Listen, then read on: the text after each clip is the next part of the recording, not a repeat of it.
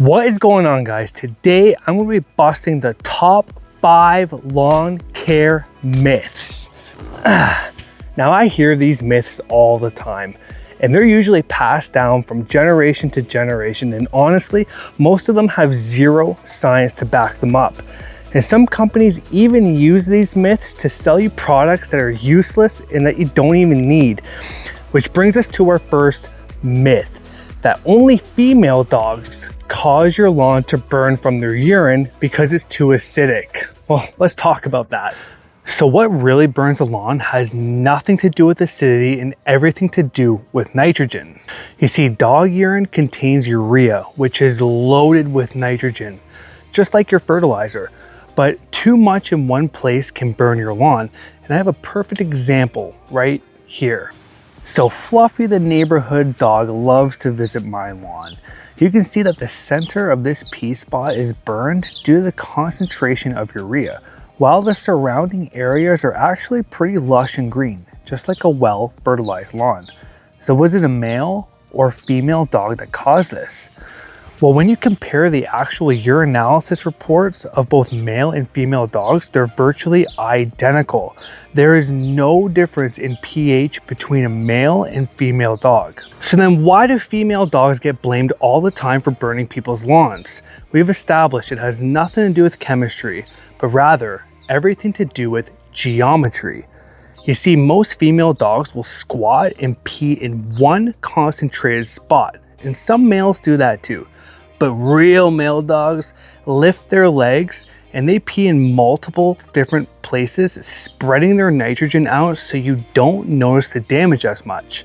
So what can we do? So unless you're willing to follow your dog around with a watering can to dilute the urine as soon as they pee, I suggest getting one of these plugger tools.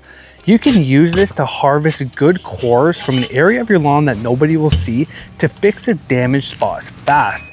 Now, as for those pee rocks that the pet store will try to sell you, you might as well put pebbles in your dog's water dish. These alkaline rocks are a total scam, as it has nothing to do with pH and everything to do with nitrogen. So chemically speaking, this myth is busted. Both male and female dogs have an equal chance of burning your lawn. It's just the females will deposit it in one spot. Now let's move on to the second myth. The best time to water your lawn is at night. So this myth is so common, I see it all the time in my neighborhood. I gotta sit down for this one. You'll usually hear people say that watering your lawn at night is best because it gives the water more time to soak into the ground. Sounds reasonable, right? Well, here's the catch. Watering at night actually creates the perfect environment for lawn disease and fungus. When water sits on your grass blades overnight, it keeps them wet for hours on end.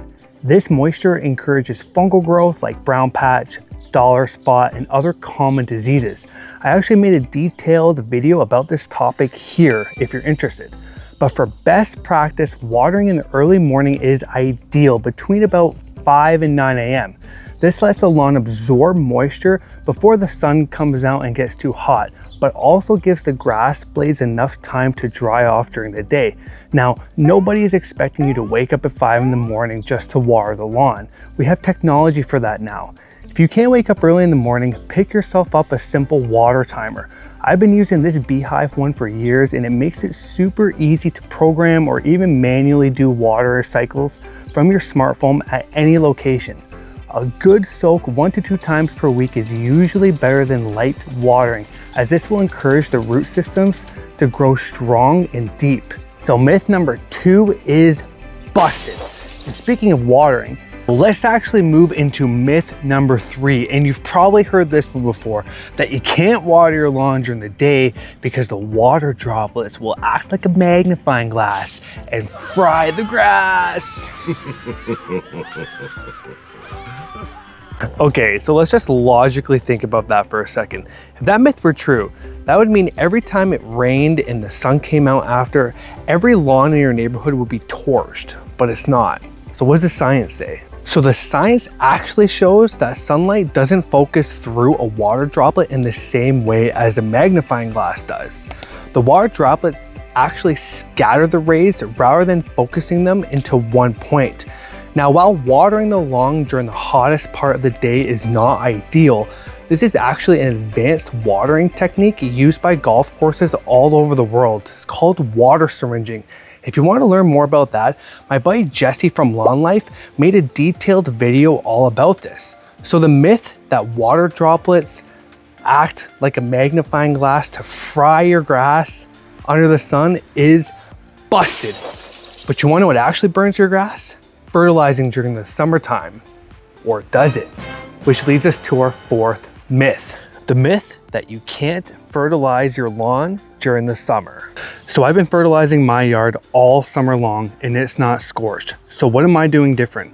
So instead of dumping a bunch of granular fertilizer on your yard at once, I personally use this method called spoon feeding. Spoon feeding is where you give small amounts of nitrogen to help the grass survive the summer heat. This side yard is a perfect example of how a small amount of fertilizer can actually keep your lawn looking healthy during summer.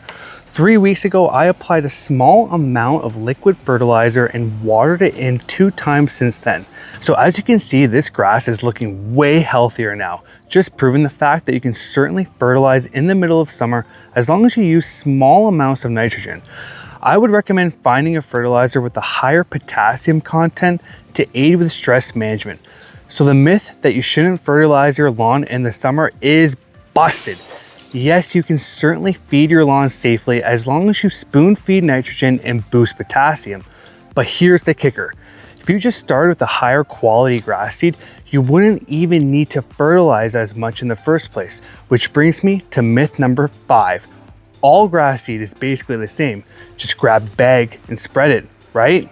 All right, here's one that's gonna trip people up at the hardware store all the time. All grass seed is basically the same, bro. Just grab a bag and throw her down. Wrong.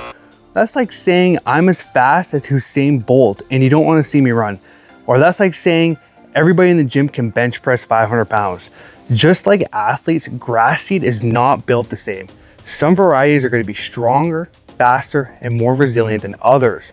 Big box stores will load their shelves full of trash seed that's full of filler, coating, and weak inferior genetics.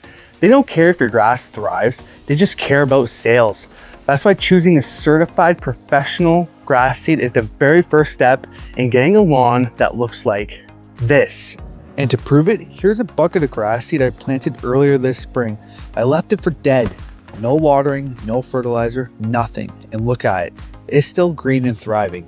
That's the power of superior genetics. Even under the summer stress, high quality grass seed will always outperform anything you can grab off the big box shelf. So if you're stuck in a perpetual cycle of crawling back to these big box stores, buying the same seed year after year, chasing the results that you never get, please stop. These elite grass seeds cost less per pound than what you're buying right now. So it's time to break the cycle. So this myth that all grass seed is created equal is busted. So if you want a lawn that's greener, healthier, and stronger than all your neighbors, stop believing in these stupid myths and start applying the truth. Let me know down in the comments what crazy myths you have heard over the last couple of years, and maybe I'll do a Lawn Mythbusters episode number 2. So that's it for today, guys. I will catch you on the next one. Peace.